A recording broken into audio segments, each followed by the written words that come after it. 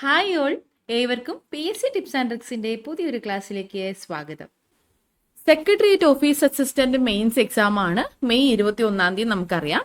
അതുപോലെ മെയ് 24 ഒന്നാം ഘട്ട ഡിഗ്രി ലെവൽ പ്രിലിമിനറി പരീക്ഷ. സെക്രട്ടേറിയറ്റ് അസിസ്റ്റന്റ് ഉൾപ്പെടെയുള്ള പരീക്ഷകളുടെ ഡിഗ്രി ലെവൽ പ്രിലിമിനറി ഘട്ടം നടക്കുന്നത് മെയ് 24 ഒന്നാം ഘട്ടം. രണ്ടാം ഘട്ടം ജൂൺ 26 ഏത് പരീക്ഷയാണെങ്കിലും സയൻസ് വിഭാഗം വളരെ പ്രധാനപ്പെട്ടതാണ്. സയൻസ് വിഭാഗത്തിൽ നിന്നുള്ള PSC നേരത്തെ ചോദിച്ചിട്ടുള്ള ചോദ്യ പേപ്പറുകളിൽ നിന്ന് തിരഞ്ഞെടുത്ത കുറച്ച് ചോദ്യങ്ങളും അവയുടെ ഉത്തരങ്ങളുമാണ് കേട്ടോ ഇന്നത്തെ ക്ലാസ്സിൽ നമ്മൾ ഡിസ്കസ് ചെയ്യാനായിട്ട് പോകുന്നത്. നോക്കാം, ഒന്നാമത്തെ ചോദ്യം. ചുവടെ കൊടുത്തിരിക്കുന്നവയിൽ നിന്നും വായുവിലൂടെ പകരുന്ന രോഗങ്ങൾ തിരഞ്ഞെടുക്കുക. വായുവിലൂടെ പകരുന്ന രോഗങ്ങളാണ് ചോദിച്ചിട്ടുള്ളത്. ഏതൊക്കെ രോഗങ്ങളാണ് വായുവിലൂടെ പകരുന്നത്? ജലദോഷം, ന്യൂമോണിയ, വില്ലൻ ചുമ, ചിക്കൻ ബോക്സ്, ക്ഷയം എന്നിവയെല്ലാം തന്നെ വായുവിലൂടെ പകരുന്ന രോഗങ്ങളാണ്.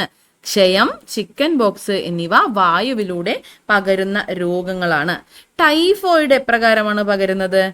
ടൈഫോയിഡ്, എലിപ്പനി, കോളറ, മഞ്ഞപ്പിത്തം തുടങ്ങിയവയൊക്കെ വെള്ളത്തിലൂടെ, ആഹാരത്തിലൂടെയൊക്കെ പകരുന്നതാണ് കേട്ടോ. വെള്ളത്തിലൂടെയും ആഹാരത്തിലൂടെയും ഒക്കെ പകരുന്ന രോഗങ്ങളിൽ ഒന്നാണ് ടൈഫോയിഡ് എന്നത്.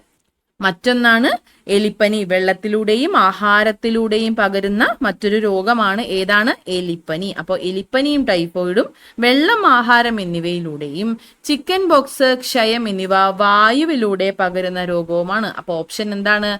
1 and 3 ആണ് കറക്റ്റ് ആയിട്ടുള്ളത്. വായുവിലൂടെ പകരുന്ന രോഗങ്ങൾ ഏതൊക്കെയാണ്? ക്ഷയവും ചിക്കൻ ബോക്സുമാണ്. ഓക്കെ, ഓപ്ഷൻ ബി ആണ് കറക്റ്റ് ആയിട്ടുള്ള ആൻസർ.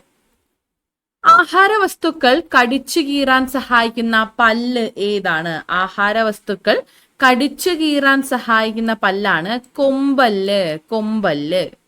എന്നാൽ ആഹാരവസ്തുക്കൾ കടിച്ച് മുറിക്കാൻ ഉപയോഗിക്കുന്ന പല്ലുകളാണ് ഉളിപ്പല്ലുകൾ കേട്ടോ. ആഹാരവസ്തുക്കൾ കടിച്ചു മുറിക്കാൻ സഹായിക്കുന്ന പല്ലുകളാണ് ഉളിപ്പല്ലുകൾ. ആഹാരവസ്തുക്കൾ കടിച്ചു കീറുന്നതിനായിട്ട് സഹായിക്കുന്ന പല്ലുകളാണ് കൊമ്പല്ലുകൾ. ആഹാരം ചവച്ചരയ്ക്കാൻ സഹായിക്കുന്ന പല്ലുകൾ ഏതാണ്? ചർവണകവും അഗ്രചർവണകവും ആണ് കേട്ടോ. ആഹാരം ചവച്ചരയ്ക്കുന്നതിനായിട്ട് സഹായിക്കുന്ന പല്ലുകളാണ് ചർവണകം, അഗ്രചർവണകം. ലിംഗാധിഷ്ഠിത അക്രമ സാമൂഹിക ദുരുപയോഗത്തിന് ഇരയായവർക്കുള്ള മെഡിക്കൽ പരിചരണം എന്ന വിഷയത്തിൽ കേരള സർക്കാർ ആരംഭിച്ച പദ്ധതിയുടെ പേര് എന്താണ്? ഭൂമികയാണ് കേട്ടോ. ഭൂമിക. ലിംഗാധിഷ്ഠിത അക്രമം അല്ലെങ്കിൽ സാമൂഹിക ദുരുപയോഗത്തിന് ഇരയായവർക്കുള്ള മെഡിക്കൽ പരിചരണം എന്ന വിഷയത്തിൽ കേരള സർക്കാർ ആരംഭിച്ച പദ്ധതിയുടെ പേരാണ് ഭൂമിക. ഗവൺമെന്റ് ഹോസ്പിറ്റലുകളുടെ ചുവരുകളിൽ മിക്കവാറും ഭൂമികയെ കുറിച്ചുള്ള വിശദാംശങ്ങൾ കാണാനായിട്ട് പറ്റും. അപ്പൊ ഭൂമിക എന്ന പദ്ധതി എന്താണെന്ന് മനസ്സിലായല്ലോ. ഇനി മൃതസഞ്ജീവനി. മൃതസഞ്ജീവനി നമുക്ക് അറിയായിരിക്കുമല്ലോ അല്ലെ. മസ്തിഷ്ക മരണം സംഭവിച്ചവരുടെ അവയവദാനം ചെയ്യുന്നതിനായിട്ടുള്ള സംസ്ഥാന ആരോഗ്യ വകുപ്പിന്റെ പദ്ധതിയാണ് മൃതസഞ്ജീവനി. മൃതസഞ്ജീവനി. മസ്തിഷ്ക മരണം സംഭവിച്ചവരുടെ അവയവദാനം ചെയ്യുന്നതിനുള്ള സംസ്ഥാന ആരോഗ്യ വകുപ്പിന്റെ പദ്ധതിയാണ് മൃതസഞ്ജീവനി. നമ്മുടെ സംസ്ഥാനത്തെ അംഗപരിമിതർക്കായിട്ടുള്ള ആരോഗ്യ ഇൻഷുറൻസ് പദ്ധതിയാണ് നിരാമയ കേട്ടോ. എന്താണ് നിരാമയ പദ്ധതി? സംസ്ഥാനത്തെ അംഗപരിമിതർക്ക് ആരോഗ്യ ഇൻഷുറൻസ് നൽകുന്ന പദ്ധതിയുടെ പേരാണ് നിരാമയ. നിരാമയ. അടുത്ത ചോദ്യം. സ്കർവി ഏത് വിറ്റാമിനുമായി ബന്ധപ്പെട്ടിരിക്കുന്നു? സ്കർവി എന്നത് വൈറ്റമിൻ സിയുടെ അഭാവം മൂലമുണ്ടാകുന്ന രോഗമാണ്. വൈറ്റമിൻ സി ആണ്. സ്കർവി ഏത് വിറ്റാമിനുമായി ബന്ധപ്പെട്ടിരിക്കുന്നു? വൈറ്റമിൻ സി അല്ലെങ്കിൽ വിറ്റാമിൻ സി ആണ്. രക്തത്തിലെ ദ്രാവക ഭാഗം ഏത് പേരിൽ അറിയപ്പെടുന്നു? രക്തത്തിലെ ദ്രാവക ഭാഗം അറിയപ്പെടുന്നത് പ്ലാസ്മ എന്ന പേരിലാണ് കേട്ടോ. രക്തത്തിലെ ദ്രാവക ഭാഗം ഏതാണ്? പ്ലാസ്മയാണ്. അപ്പൊ കോശദ്രവ്യം എന്താണ്? കോശദ്രവ്യം കോശത്തിനകത്ത് നിറഞ്ഞിരിക്കുന്ന ദ്രവ്യ പദാർത്ഥമാണ് കേട്ടോ. കോശത്തിനകത്ത് നിറഞ്ഞിരിക്കുന്ന ദ്രവ്യ പദാർത്ഥമാണ് കോശദ്രവ്യം. ജീവദ്രവ്യത്തിനുള്ളില് മർമ്മമൊഴികെയുള്ള ബാക്കി ഭാഗങ്ങളെ വിളിക്കുന്ന പേരാണ് കോശദ്രവ്യം അല്ലെങ്കിൽ സൈറ്റോപ്ലാസം എന്നത്. ജീവദ്രവ്യത്തിന് അതായത് പ്രോട്ടോപ്ലാസത്തിനുള്ളില് മർമ്മം ഒഴികെയുള്ള ഭാഗം അറിയപ്പെടുന്ന പേരെന്ത് എന്ന് ചോദിച്ചാലും കോശദ്രവ്യമാണ് കേട്ടോ. കോശദ്രവ്യം. ഓക്കെ, അപ്പൊ പ്ലാസ്മ എന്താണ്? രക്തത്തിലെ ദ്രാവക ഭാഗമാണ് പ്ലാസ്മ. കോശദ്രവ്യം എന്താണ്? കോശത്തിനകത്ത് നിറഞ്ഞിരിക്കുന്ന ദ്രവ്യ പദാർത്ഥമാണ് കോശദ്രവ്യം. ഓക്കെ, റൈബോസോം എന്താണ്? റൈബോസോം മനുഷ്യ ശരീരത്തിലെ പ്രോട്ടീൻ ഫാക്ടറി എന്നറിയപ്പെടുന്നു. മനുഷ്യ ശരീരത്തിലെ മാംസ്യ നിർമ്മാണ കേന്ദ്രം അല്ലെങ്കിൽ പ്രോട്ടീൻ ഫാക്ടറി എന്നറിയപ്പെടുന്നതാണ് റൈബോസോം. ഓക്കെ ആണല്ലോ. അപ്പോൾ രക്തത്തിലെ ദ്രാവക ഭാഗം ഏതാണ്? പ്ലാസ്മയാണ് കേട്ടോ. അടുത്തത്, താഴെ പറയുന്നവയിൽ ഇലകൾക്ക് ചുവപ്പു നിറം നൽകുന്ന വർണ്ണകം ഏതാണ്? ഇലകൾക്ക് ചുവപ്പു നിറം നൽകുന്ന വർണ്ണകം ഏതാണ്? ആന്തോസയാനിൻ. ഇലകൾക്ക് ചുവപ്പു നിറം നൽകുന്ന വർണ്ണകമാണ് ആന്തോസയാനിൻ. ഇലകൾക്ക് ചുവപ്പു നിറം അല്ലെങ്കിൽ പർപ്പിൾ നിറം നൽകുന്നതും ആന്തോസയാനിൻ ആണ് കേട്ടോ. ഇലകൾക്ക് ചുവപ്പ് നിറം അതുപോലെ പർപ്പിൾ നിറം, ചുവപ്പ് പർപ്പിൾ നിറങ്ങൾ നൽകുന്നത് ആന്തോസയാനിൻ എന്ന വർണ്ണകമാണ്. അപ്പോ സാന്തോഫിൽ എന്ത് കളറാണ് നൽകുന്നത്? സാന്തോഫിൽ നൽകുന്നത് മഞ്ഞ നിറമാണ് കേട്ടോ. സാന്തോഫിൽ മഞ്ഞ നിറവും കരോട്ടിൻ മഞ്ഞ കലർന്ന ഓറഞ്ച് നിറവും നൽകുന്നു കേട്ടോ. സാന്തോഫിൽ മഞ്ഞ നിറം നൽകുമ്പോൾ കരോട്ടിൻ എന്താണ് നൽകുന്നത്? മഞ്ഞ കലർന്ന ഓറഞ്ച് നിറമാണ് നൽകുന്നത്. സാന്തോഫിൽ മഞ്ഞ നിറം നൽകുന്നു, കരോട്ടിൻ മഞ്ഞ കലർന്ന ഓറഞ്ച് നിറം നൽകുന്നു. ആന്തോസയാനിൻ ചുവപ്പ്, പർപ്പിൾ എന്നീ നിറങ്ങളാണ് നൽകുന്നത്. എണ്ണ മലിനീകരണം തടയാൻ കഴിവുള്ള സൂപ്പർ ബഗ്ഗുകൾ എന്ന ജനിതക മാറ്റം വരുത്തിയ ബാക്ടീരിയയെ വികസിപ്പിച്ച ഇന്ത്യൻ വംശജനായ ശാസ്ത്രജ്ഞൻ ആരാണ്? സൂപ്പർ ബഗ്ഗുകളെ വികസിപ്പിച്ചത് ആരാണ്? ആനന്ദ് മോഹൻ ചക്രവർത്തി. എണ്ണ മലിനീകരണം തടയാൻ കഴിവുള്ള സൂപ്പർ ബഗ്ഗുകൾ എന്ന ജനിതക മാറ്റം വരുത്തിയ ബാക്ടീരിയയെ വികസിപ്പിച്ചത് ഇന്ത്യൻ വംശജനായ ശാസ്ത്രജ്ഞൻ ആനന്ദ് മോഹൻ ചക്രവർത്തിയാണ്. കേന്ദ്ര തോട്ടവിള ഗവേഷണ കേന്ദ്രം CPCRI എവിടെയാണ് സ്ഥിതി ചെയ്യുന്നത്? കേന്ദ്ര തോട്ടവിള ഗവേഷണ കേന്ദ്രം കാസർഗോഡ് സ്ഥിതി ചെയ്യുന്നു. കേന്ദ്ര തോട്ടവിള ഗവേഷണ കേന്ദ്രം കാസർഗോഡ് സ്ഥിതി ചെയ്യുന്നു. കേന്ദ്ര കിഴങ്ങുവിള ഗവേഷണ കേന്ദ്രം ICAR central tuber crops research institute തിരുവനന്തപുരത്തുമാണ് സ്ഥിതി ചെയ്യുന്നത് കേട്ടോ. തിരുവനന്തപുരം. കേന്ദ്ര തോട്ടവിള ഗവേഷണ കേന്ദ്രം കാസർഗോഡും കേന്ദ്ര കിഴങ്ങുവിള ഗവേഷണ കേന്ദ്രം തിരുവനന്തപുരത്തുമാണ് സ്ഥിതി ചെയ്യുന്നത്. ഓക്കെ, താഴെ കൊടുത്തിരിക്കുന്നവയിൽ നിന്നും ഐസോടോപ്പുകളുടെ ജോഡി കണ്ടെത്തുക. ഐസോടോപ്പുകൾ എന്ന് പറഞ്ഞാൽ എന്താണ്? ഐസോടോപ്പുകൾ ഒരേ ആറ്റോമിക നമ്പറും വ്യത്യസ്ത മാസ് നമ്പറുകളുമുള്ള ഒരേ മൂലകത്തിന്റെ വ്യത്യസ്ത ആറ്റങ്ങളാണ് ഐസോടോപ്പുകൾ. ഒരേ ആറ്റോമിക നമ്പറും വ്യത്യസ്ത മാസ് നമ്പറുമുള്ള ഒരേ മൂലകത്തിന്റെ വ്യത്യസ്ത ആറ്റങ്ങളാണ് ഐസോടോപ്പുകൾ എന്ന് പറയുന്നത്. അപ്പൊ ഒരേ മൂലകമായിരിക്കണം എന്ന് തിരിച്ചറിഞ്ഞാൽ തന്നെ നമുക്ക് ഓപ്ഷൻ C ആണ് ആൻസർ എന്ന് കിട്ടും. ഒരേ ആറ്റോമിക നമ്പർ, താഴെയുള്ള നമ്പർ സെയിം ആയിരിക്കണം. ഒരേ ആറ്റോമിക നമ്പറും വ്യത്യസ്ത മാസ് നമ്പറുമുള്ള ഒരേ മൂലകത്തിന്റെ വ്യത്യസ്ത ആറ്റങ്ങളാണ് ഐസോടോപ്പുകൾ. ഓക്കെ, അപ്പൊ എന്താണ് ഐസോബാർ? ഒരേ മാസ് നമ്പറും വ്യത്യസ്ത ആറ്റോമിക നമ്പറുമുള്ള ആറ്റങ്ങളാണ് ഐസോബാറുകൾ എന്ന് നമ്മൾ പറഞ്ഞു. അപ്പോൾ ഐസോബാറുകൾക്ക് ഉദാഹരണമാണ് ഇതാ ഇവിടെ കൊടുത്തിട്ടുള്ളത്. ഒരേ മാസ് നമ്പറും വ്യത്യസ്ത ആറ്റോമിക നമ്പറുകളുമാണ് ഇവിടെ കൊടുത്തിട്ടുള്ളത്. ഓക്കെ ആണല്ലോ. അപ്പൊ നമ്മുടെ തന്നിരിക്കുന്ന ചോദ്യം എന്താണ്? ഐസോടോപ്പുകളുടെ ശരിയായ ജോഡി ഏതാണെന്നാണ്. ഓപ്ഷൻ C ആണ് കറക്റ്റ് ആയിട്ടുള്ള ആൻസർ. അപദ്രവ്യങ്ങൾക്ക് അയിരിനേക്കാൾ സാന്ദ്രത കുറവാണെങ്കിൽ ഉപയോഗപ്പെടുത്തുന്ന സാന്ദ്രണ മാർഗം ഏതാണ്? അപദ്രവ്യങ്ങൾക്ക് അയിരിനേക്കാൾ സാന്ദ്രത കുറവാണെങ്കിൽ ജലപ്രവാഹത്തിൽ കഴുകിയെടുക്കുക എന്ന സാന്ദ്രണ മാർഗമാണ് ഉപയോഗിക്കുന്നത് കേട്ടോ. അപദ്രവ്യങ്ങൾക്ക് അയിരിനേക്കാൾ സാന്ദ്രത കുറവാണെങ്കിൽ ഉപയോഗപ്പെടുത്തുന്ന സാന്ദ്രണ മാർഗം ഏതാണ്? ജലപ്രവാഹത്തിൽ കഴുകിയെടുക്കൽ. റെയർ എർത്ത് എന്ന പേരിൽ അറിയപ്പെടുന്ന മൂലകങ്ങൾ ഏതൊക്കെയാണ്? റെയർ എർത്ത് എന്ന പേരിൽ അറിയപ്പെടുന്ന മൂലകങ്ങളാണ് ലാന്തനോയിഡുകൾ. റെയർ എർത്ത് എന്ന പേരിൽ അറിയപ്പെടുന്നത് ലാന്തനോയിഡുകൾ ആണ്.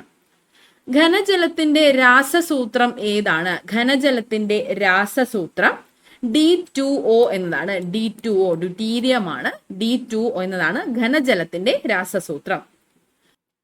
ക്ലോറോംഫെനിക്കോൾ എന്ന ഔഷധം താഴെ കൊടുത്തിരിക്കുന്ന ഏത് വിഭാഗത്തിൽ പെടുന്നു? ക്ലോറോംഫെനിക്കോൾ എന്നത് ഒരു ആന്റിബയോട്ടിക് ആണ് കേട്ടോ. ക്ലോറോംഫെനിക്കോൾ എന്നത് ഒരു ആന്റിബയോട്ടിക് ആണ്. തന്മാത്രകളുടെ സ്ഥാനമാറ്റം മുഖേന താപം പ്രേക്ഷണം ചെയ്യപ്പെടുന്ന രീതി അറിയപ്പെടുന്ന പേരെന്താണ്? തന്മാത്രകളുടെ സ്ഥാനമാറ്റം മുഖേന താപം പ്രേക്ഷണം ചെയ്യപ്പെടുന്ന രീതിയാണ് സംവഹനം എന്നത്. സംവഹനം. താഴെ തന്നിരിക്കുന്നവയിൽ പാരമ്പര്യ ഊർജ സ്രോതസ് ഏതാണ്? താഴെ തന്നിരിക്കുന്നവയിൽ പാരമ്പര്യ ഊർജ സ്രോതസ്സിന് ഉദാഹരണമാണ് മണ്ണെണ്ണ എന്നത്. മണ്ണെണ്ണ ഒരു പാരമ്പര്യ ഊർജ സ്രോതസ്സാണ്. ഇന്ത്യയുടെ ചൊവ്വാ ദൗത്യം എന്ത് പേരിലാണ് അറിയപ്പെടുന്നത്? മംഗൾയാൻ. മംഗൾയാനാണ് ഇന്ത്യയുടെ ചൊവ്വാ ദൗത്യം. പ്രകാശം ഒരു മാധ്യമത്തിൽ നിന്ന് വ്യത്യസ്തമായ മറ്റൊരു മാധ്യമത്തിലേക്ക് കടക്കുമ്പോൾ അതിന്റെ പാതയ്ക്ക് വ്യതിയാനം സംഭവിക്കുന്നു. ഈ പ്രതിഭാസത്തിന് പറയുന്ന പേര് എന്താണ്? പ്രകാശം ഒരു മാധ്യമത്തിൽ നിന്ന് വ്യത്യസ്തമായ മറ്റൊരു മാധ്യമത്തിലേക്ക് കടക്കുമ്പോൾ അതിന്റെ പാതയ്ക്ക് വ്യതിയാനം സംഭവിക്കുന്നു. ഈ പ്രതിഭാസമാണ് അപവർത്തനം എന്നത്. അപവർത്തനം. ഒരു വസ്തുവിന്റെ സ്വന്തം അക്ഷത്തെ അടിസ്ഥാനമാക്കിയുള്ള ചലനത്തിന്റെ പേര്. ഒരു വസ്തുവിന്റെ സ്വന്തം അക്ഷത്തെ അടിസ്ഥാനമാക്കിയുള്ള ചലനമാണ് ഭ്രമണം എന്ന പേരിൽ അറിയപ്പെടുന്നത്. ഭ്രമണം. അടുത്ത ചോദ്യം, സ്പോട്ടഡ് ഫീവർ എന്ന രോഗത്തിന് കാരണമായ രോഗാണു ഏത് വിഭാഗത്തിൽ പെടുന്നു? Spotted fever. സ്പോട്ടഡ് ഫീവർ എന്ന രോഗത്തിന് കാരണമായ രോഗാണുവാണ് റിക്കറ്റ്സിയ എന്നത്. റിക്കറ്റ്സിയ. ചോദ്യത്തിൽ നിന്ന് മനസ്സിലാക്കാം, റിക്കറ്റ്സിയ എന്നതൊരു ബാക്ടീരിയ ആണ്. Intra cellular gram negative bacteria വിഭാഗത്തിൽ പെടുന്നതാണ് റിക്കറ്റ്സിയ എന്നത്.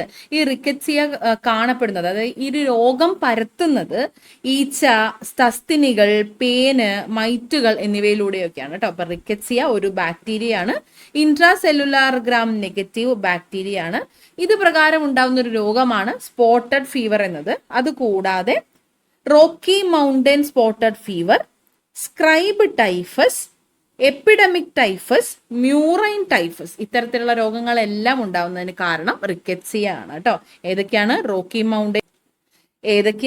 Rocky mountain spotted fever, murine typhus, scrub typhus, epidemic typhus എന്നിവയൊക്കെ തന്നെ റിക്കറ്റ്സിയ മൂലം ഉണ്ടാവുന്ന രോഗങ്ങളാണ് കേട്ടോ. ഓക്കെ. മനുഷ്യരിലെ നൈട്രോജനിക വിസർജ്യ പദാർത്ഥമായ യൂറിയ ഉൽപ്പാദിപ്പിക്കുന്നത് ഏത് അവയവത്തിൽ വെച്ചാണ്? മനുഷ്യരിലെ നൈട്രോജനിക വിസർജ്യ പദാർത്ഥമായ യൂറിയ ഉൽപ്പാദിപ്പിക്കുന്നത് കരളിലാണ്. കരളിൽ വെച്ചാണ്. യൂറിയ ഉൽപ്പാദിപ്പിക്കപ്പെടുന്നത് എവിടെയാണ്? കരളിലാണ്. ഉപാപചയ പ്രവർത്തനങ്ങളുടെ ഫലമായിട്ട് നമ്മുടെ ശരീരത്തിൽ ഉണ്ടാവുന്ന വിഷവസ്തുവായിട്ടുള്ള ഈ അമോണിയയെ താരതമ്യേന വിഷാംശം കുറഞ്ഞ യൂറിയയാക്കി മാറ്റുന്ന അവയവമാണ് കരൾ. അപ്പൊ അതുകൊണ്ട് കരളിൽ വെച്ചാണ് യൂറിയ ഉൽപ്പാദിപ്പിക്കപ്പെടുന്നതെന്ന് പറയാൻ പറ്റും. ഇരപിടിയൻ സസ്യങ്ങൾ അവ വളരുന്ന മണ്ണിൽ ഏത് മൂലകത്തിന്റെ അഭാവം ഉണ്ടാകുമ്പോഴാണ് പ്രാണികളെ പിടിക്കാനുള്ള കഴിവ് ആർജിക്കുന്നത്? ഇരപിടിയൻ സസ്യങ്ങൾക്ക് അവ വളരുന്ന മണ്ണിൽ ഏത് മൂലകത്തിന്റെ അഭാവം ഉണ്ടാകുമ്പോഴാണ് പ്രാണികളെ പിടിക്കാനുള്ള കഴിവ് ആർജിച്ചെടുക്കുന്നത്? നൈട്രജന്റെ അഭാവം മൂലമാണ് കേട്ടോ. നൈട്രജന്റെ അഭാവം മൂലമാണ് ഇര പിടിക്കാനുള്ള കഴിവ് ഇവയ്ക്ക് ആർജിച്ചെടുക്കാനായിട്ട് കഴിയുന്നത്. പ്രാണികളെ പിടിക്കുന്ന സസ്യങ്ങൾ അറിയപ്പെടുന്ന പേരാണ് ഇരപിടിയൻ സസ്യങ്ങൾ എന്നത്. അന്തരീക്ഷത്തിലെ നൈട്രജനെ നൈട്രേറ്റുകളാക്കി മാറ്റുന്ന ബാക്ടീരിയകളാണ് അസെറ്റോബാക്ടർ എന്നത്.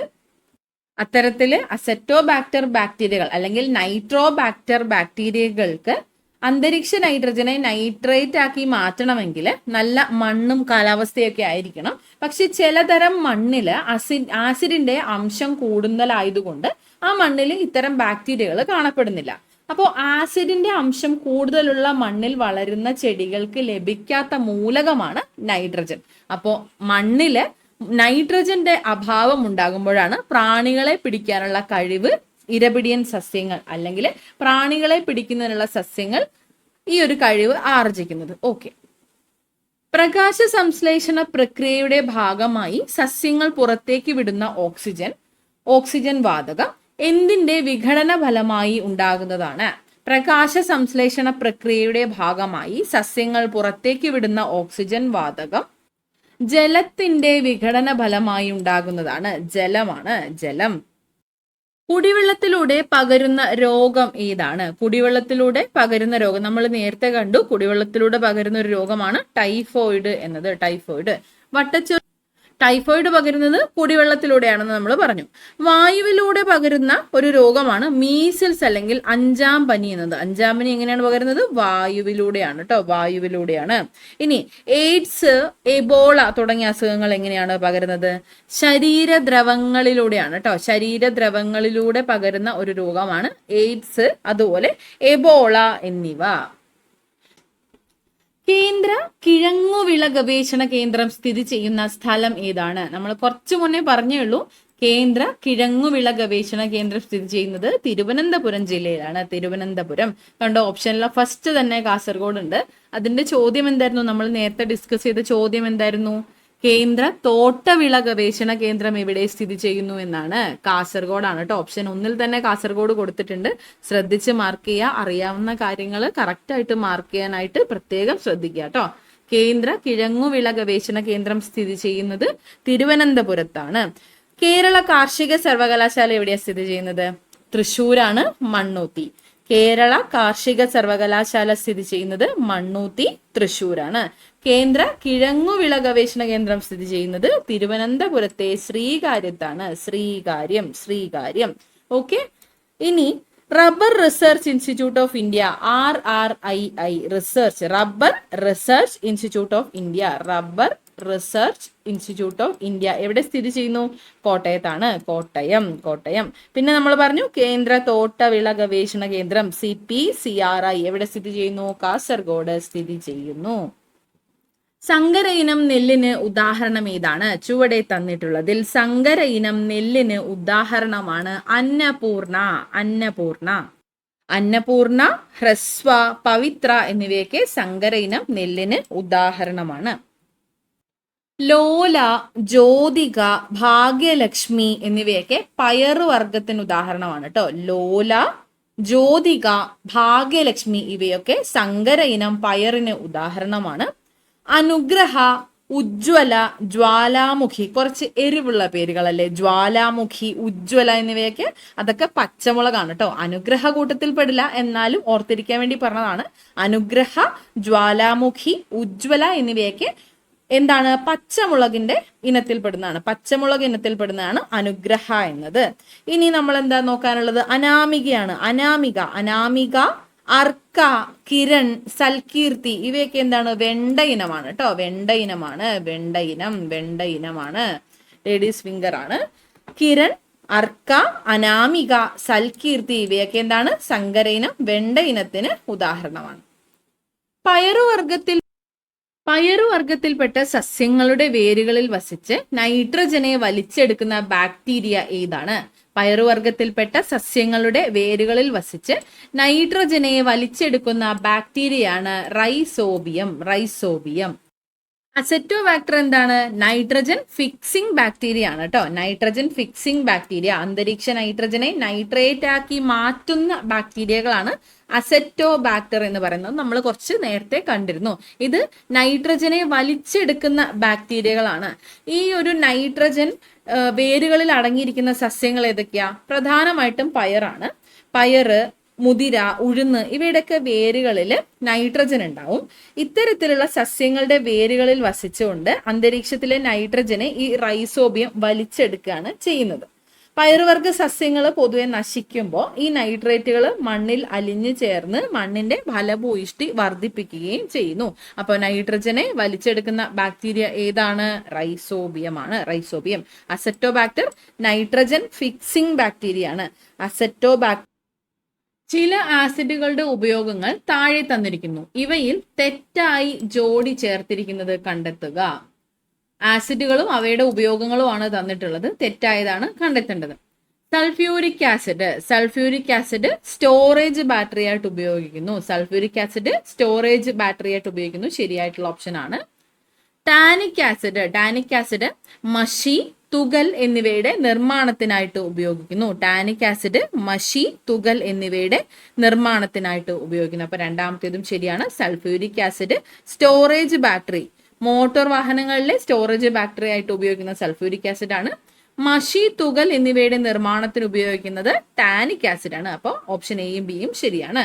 അസറ്റിക് ആസിഡ് എന്തിനാണ് ഉപയോഗിക്കുന്നത്? രാസവളങ്ങളുടെ നിർമ്മാണം എന്നാണ് കൊടുത്തിട്ടുള്ളത്. പക്ഷെ അത് തെറ്റല്ലേ. രാസവളങ്ങളുടെ നിർമ്മാണം, രാസവളം, പെയിന്റ്, ഡൈ എന്നിവയുടെ നിർമ്മാണത്തിന് ഉപയോഗിക്കുന്നത് നൈട്രിക് ആസിഡും സൾഫ്യൂരിക് ആസിഡുമാണ്. SCRT കൃത്യമായിട്ട് ഒരു ടേബിളാർ ഫോം ആയിട്ട് തന്നെ കൊടുത്തിട്ടുണ്ട്. രാസവളങ്ങളുടെ നിർമ്മാണം, പെയിന്റ്, ഡൈ തുടങ്ങിയവയുടെ നിർമ്മാണത്തിന് ഉപയോഗിക്കുന്നത് നൈട്രിക് ആസിഡും സൾഫ്യൂരിക് ആസിഡുമാണ്. നൈട്രിക് ആസിഡും സൾഫ്യൂരിക് ആസിഡുമാണ്. എന്താണ്? അസറ്റിക് ആസിഡ് അല്ല. അപ്പൊ ഇതാണ് തെറ്റായിട്ടുള്ള ഓപ്ഷൻ. അടുത്തത് നോക്കാം. സിട്രിക് ആസിഡ് ഭക്ഷ്യവസ്തുക്കൾ കേടുകൂടാതെ സൂക്ഷിക്കുന്നതിന് വേണ്ടിയിട്ട് പാനീയങ്ങളിലും അതുപോലെ ഭക്ഷ്യവസ്തുക്കൾ കേടുകൂടാതിരിക്കാനൊക്കെ ഉപയോഗിക്കുന്ന ആസിഡാണ് സിട്രിക് ആസിഡ്. സിട്രിക് ആസിഡ് ഭക്ഷ്യവസ്തുക്കൾ കേടുകൂടാതെ സൂക്ഷിക്കാനായിട്ട് ഉപയോഗിക്കുന്ന ആസിഡാണ്. അപ്പൊ തെറ്റായിട്ട് കൊടുത്ത ജോഡി ഏതാ? അസറ്റിക് ആസിഡ് എന്നുള്ളതാണ്. അപ്പൊ ഓപ്ഷൻ സി ആണ് ഇവിടെ കറക്റ്റ് ആയിട്ടുള്ള ആൻസർ. സോണാർ എന്ന ഉപകരണത്തിൽ ഉപയോഗിക്കുന്ന ശബ്ദ തരംഗങ്ങൾ ഏതാണ്? സോണാർ കടലിന്റെ ആഴം അളക്കുന്നതിന് ഉപയോഗിക്കുന്ന ഉപകരണമാണ് sonar. Sound navigation and ranging എന്നതാണ് ഈ സോണാറിന്റെ പൂർണ്ണ രൂപം എന്ന് പറയുന്നത്. സോണാറിൽ ഉപയോഗിക്കുന്ന ഏതാണ്? അൾട്രാസോണിക് ശബ്ദങ്ങളാണ് കേട്ടോ. അൾട്രാസോണിക് ശബ്ദങ്ങളാണ് സോണാറിൽ ഉപയോഗിക്കുന്നത്. 20,000 ഹെഡ്സിൽ കൂടുതൽ ആവൃത്തിയുള്ള ശബ്ദങ്ങളാണ് ഈ അൾട്രാസോണിക്കിൽ ഉൾപ്പെടുന്നത്. 20,000 ഹെഡ്സിൽ കൂടുതലുള്ള ശബ്ദങ്ങളാണ്. 20,000 ഹെഡ്സിൽ കൂടുതൽ ആവൃത്തിയുള്ള ശബ്ദത്തെ പറയുന്ന പേരാണ് അൾട്രാസോണിക് ശബ്ദം എന്നുള്ളത്. 20 ഹെഡ്സിൽ താഴെ ആവൃത്തിയുള്ള ശബ്ദങ്ങളുടെ പേരെന്താണ്? അത് ഇൻഫ്രാസോണിക് ശബ്ദം. ഓക്കെ, 20 ഹെഡ്സിൽ താഴെ ആവൃത്തിയുള്ള ശബ്ദങ്ങളെ പറയുന്ന പേരാണ് ഇൻഫ്രാസോണിക് ശബ്ദം. അൾട്രാസോണിക് ശബ്ദ തരംഗങ്ങൾ ഉണ്ടാക്കാനും അത് കേൾക്കാനും കഴിവുള്ള ജീവി ഉണ്ടല്ലോ, ഏതാണ്? വവ്വാലുകളാണ്. ബാറ്റ്സ് ആണ് കേട്ടോ, ബാറ്റ്സ്. അൾട്രാസോണിക് ശബ്ദ തരംഗങ്ങൾ ഉണ്ടാക്കാനും അത് കേൾക്കാനും സാധിക്കുന്ന ജീവിയാണ് വവ്വാൽ. അതുപോലെ ഗാൾട്ടൺ വിസിലിൽ നിന്ന് പുറപ്പെടുവിക്കുന്ന ശബ്ദവും അൾട്രാസോണിക് തന്നെയാണ് കേട്ടോ. ഗാൾട്ടൺ വിസിലിൽ നിന്ന് പുറപ്പെടുന്ന ശബ്ദം ഏതാണ്? അൾട്രാസോണിക് ശബ്ദ തരംഗങ്ങൾ തന്നെയാണ്. എന്നാൽ ഇവിടെ ഒരു ചേഞ്ച് ഉള്ളത്, ഭൂകമ്പങ്ങൾ ഉണ്ടാകുമ്പോൾ ഉണ്ടാകുന്ന തരംഗം ഇൻഫ്രാസോണിക് തരംഗമാണ്. ഭൂകമ്പങ്ങൾ ഉണ്ടാകുമ്പോൾ ഉണ്ടാകുന്ന തരംഗം ഏതാണ്? ഇൻഫ്രാസോണിക് ശബ്ദ തരംഗങ്ങളാണ്. ഓക്കെ, അപ്പൊ സോണാറിൽ ഉപയോഗിക്കുന്ന ശബ്ദ തരംഗങ്ങൾ ഏതാണ്? അൾട്രാസോണിക് ശബ്ദ തരംഗങ്ങളാണ്. ഒരു വസ്തുവിന് അതിന്റെ സ്ഥാനം മൂലം ലഭ്യമാകുന്ന ഊർജം ഏതാണ്? ഒരു വസ്തുവിന് അതിന്റെ സ്ഥാനം മൂലം ഉണ്ടാകുന്ന ഊർജമാണ് സ്ഥിതികോർജം. ഒരു വസ്തുവിന് അതിന്റെ സ്ഥാനം മൂലം ഉണ്ടാകുന്ന അല്ലെങ്കിൽ ലഭ്യമാകുന്ന ഊർജമാണ് സ്ഥിതികോർജം എന്നത്.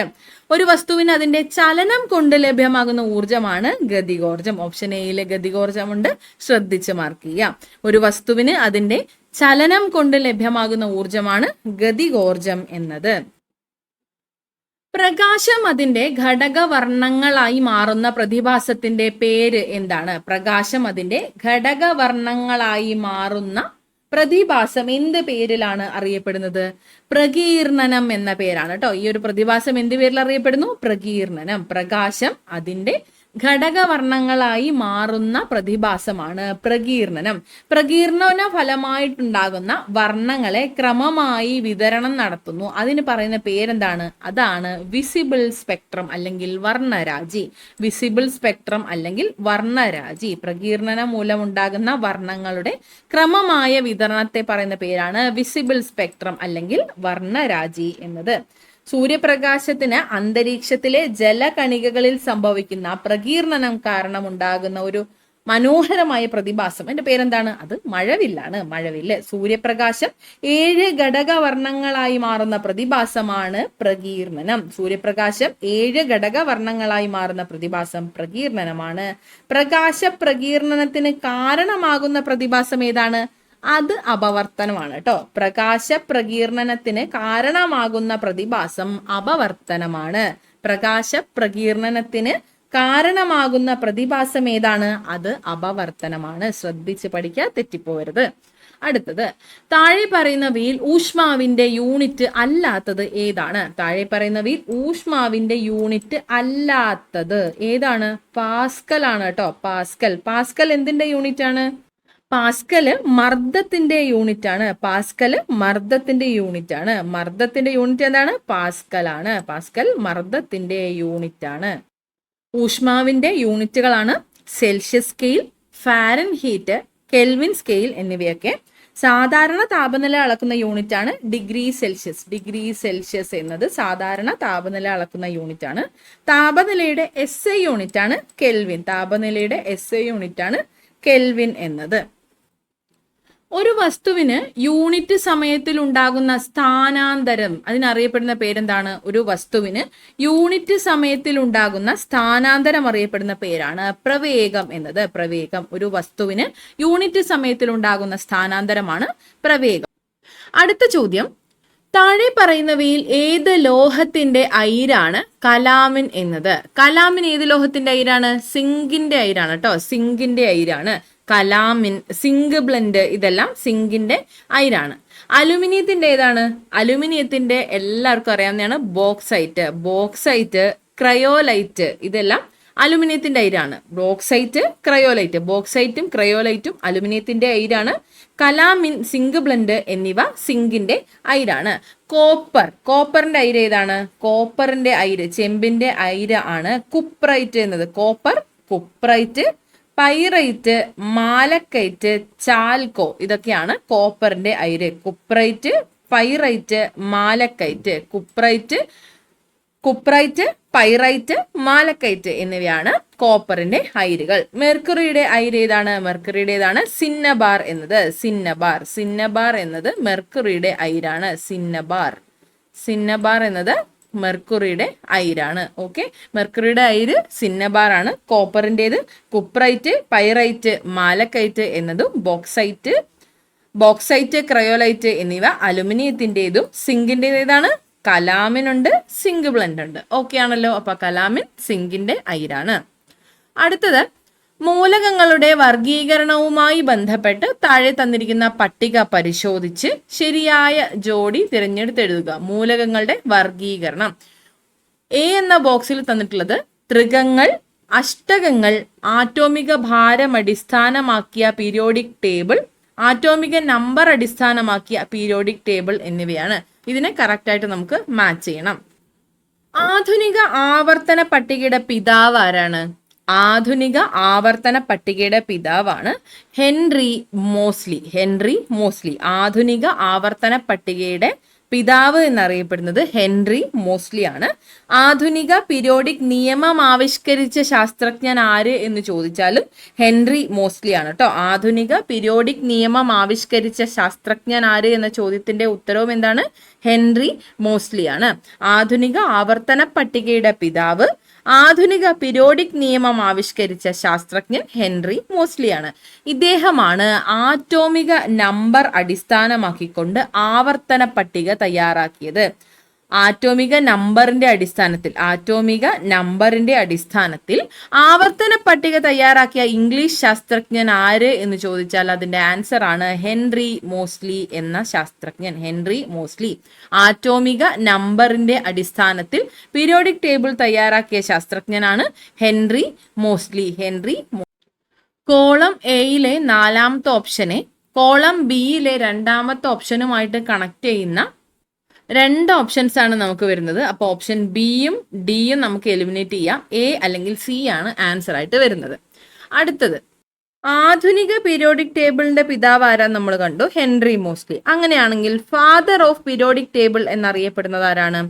ഫാദർ ഓഫ് പീരിയോഡിക് ടേബിൾ എന്നറിയപ്പെടുന്നത് ദിമിത്രി മെൻഡലിയേഫ് ആണ്. ഫാദർ ഓഫ് പീരിയോഡിക് ടേബിൾ എന്നറിയപ്പെടുന്നത് മെൻഡലിയേഫ് ആണ്.